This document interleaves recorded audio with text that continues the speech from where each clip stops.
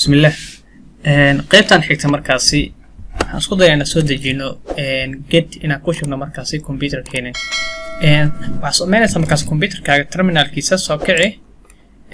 kadibna waxaad qoraysaa markaasi get ayaad qoraysaa. haddii markaasi ay ku soo baxaan commentskan meesha ku qoran waxyaabo meesha qoran haddii ay ku soo muuqdaan macnaheedu waxay tahay computerkaaga waxaa ku jiro get ayaa ku jiro, balse hadduu uusan ku soo bixin macnaheedu waxay tahay computerkaaga kuma jiro GitHub. Markasoo get aan cafan de si aan u soo dejino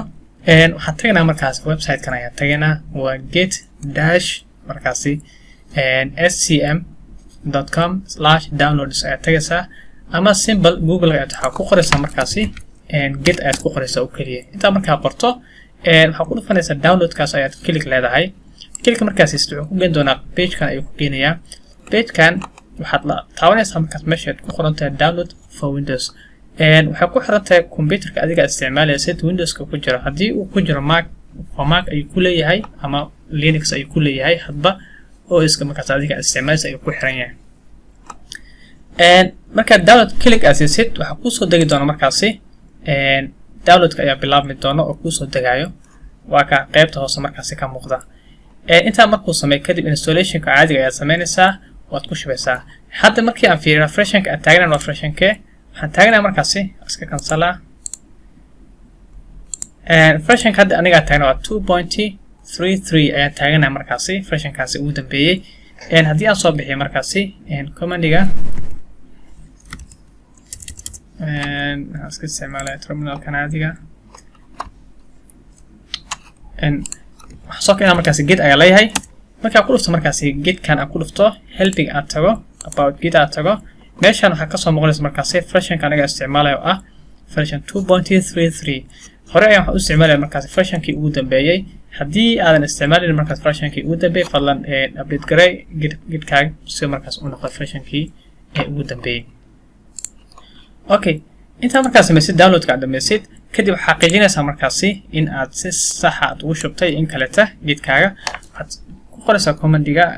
ama terminal-ka waxaad ku qoraysaa get ayaad qoraysaa. waxaa ku soo muuqan doona markaasi waxyaabahan ayaa ku soo muuqan doona. haddii waxaan ku soo muuqan macnaheedu waxay tahay si saxan ayaad markaasi get aad ugu shubtay. okay, intaa markaas sameyno waxaan kaloo isticmaali doonaa markaasi editor yar iska isticmaalaynaa Visual Studio Code. hadba qof walba wuxuu isticmaali karaa waxa uu jecel yahay, balse sababta aan VS Code u leeyahay waxay tahay VS Code waxay sameeyay Microsoft ayaa sameysay get-kan markaasi iyadana GitHub-na markaasi waxaa sameysay iyadana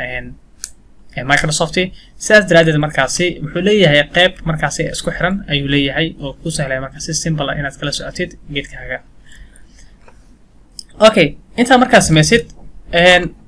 sameynaa markaasi folder ee meeshaan ku abuurayaa oo qaybtan waxaan ku sameynaa markaasi iska folder caadi ah. waxaan ku bixinaa markaasi folder-kan desktop ee taga waxaan u bixinaa markaasi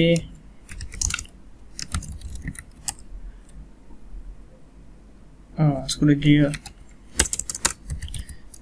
okay make directory waxaan u bixinaa markaasi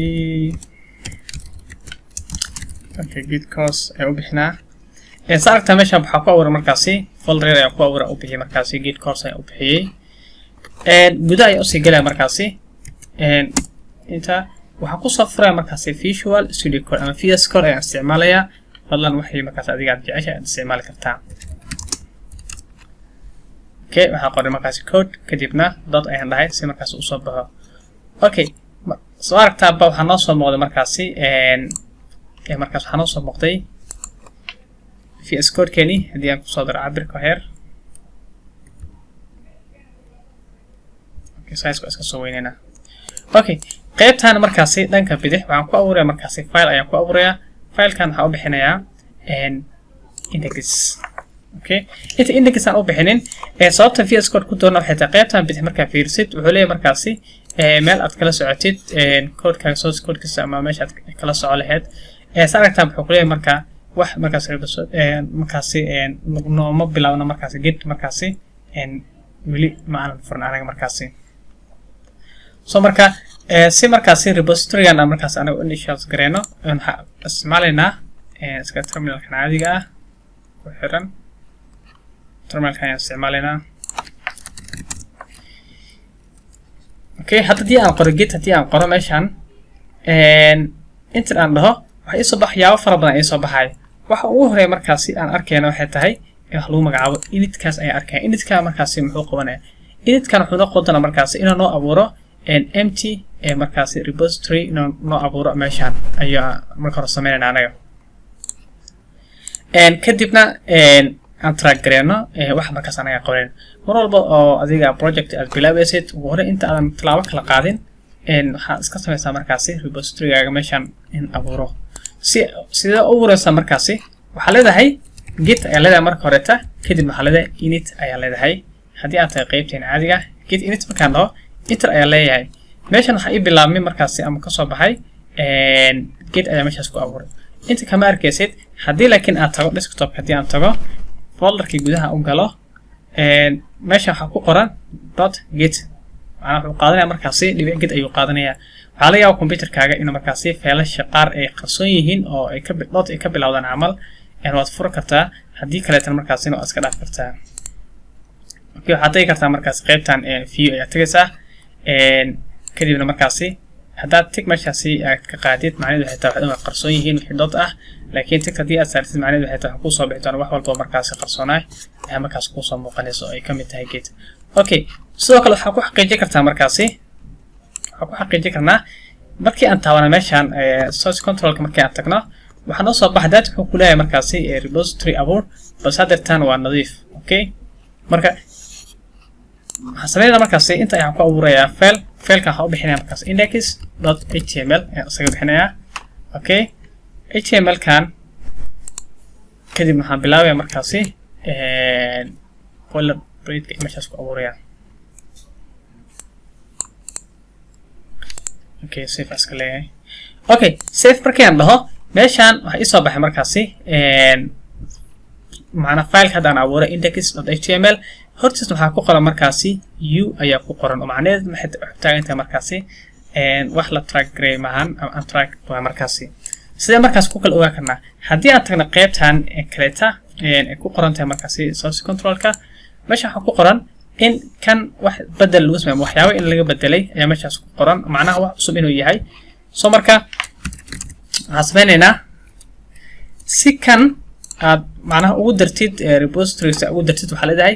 git ayaa leedahay kadibna add so command code waxaa git init ayuu ahay si markaas repository cusub aad u abuurtid mid kale wuxuu noqday markaasi git markaasi add ayaa leedahay add markaad aad kadibna waxaad sheegaysaa fileka aad rabtid repository markaas inaad ku dartid waxaa leenahay markaas waxaa lagu magacaabaa index.html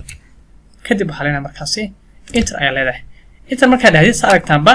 hadda wuxuu joogay changing hostes ayuu joogay hadda laakiin wuxuu tagay qaybta staging ayuu tagay markaasi marka hore walking tree ayuu joogay laakiin hadda taan wuxuu tagay markaas index ayuu tagay ama staging area ayuu markaan taagan yahay hadda markii aan fiiriyo sidoo kale waxaa ogaan kartaa markaasi gitkaaga statuskiisa ayaad ogaan kartaa waxaa leedahay git stats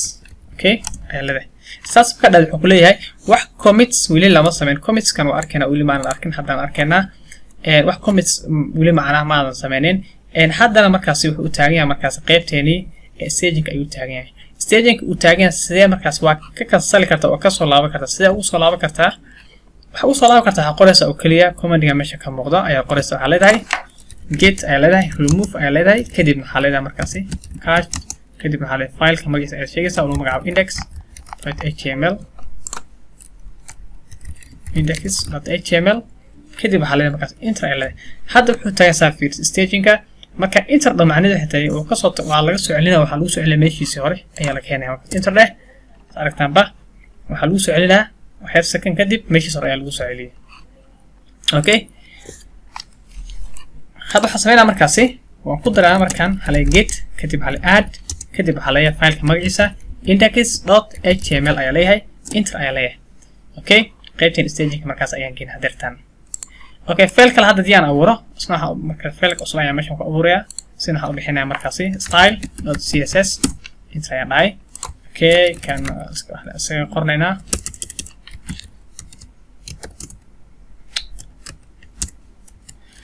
okay background color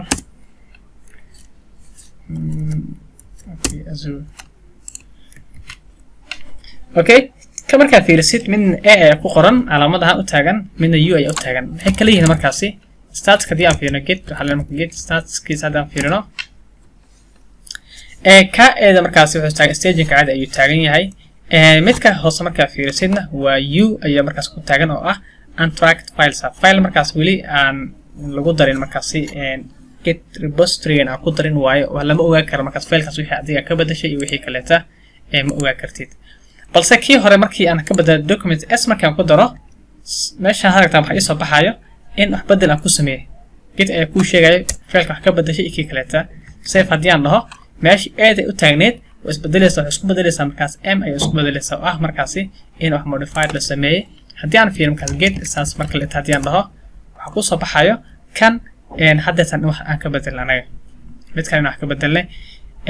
midkii horeeta wuxuu taagan yahay staging ayuu taagan yahay kan waxaan ka bedelnay waxyaabo ayaan ka bedelnay oo modified ayaa ku dhacay m ayuu qaatay flaagaasi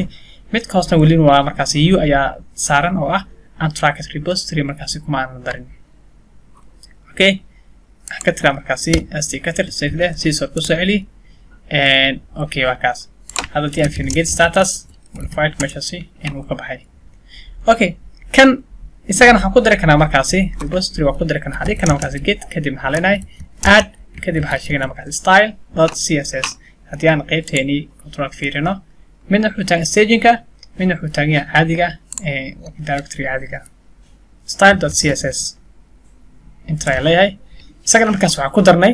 qaybteeni stagingka ayaa markaasi aan geenay okay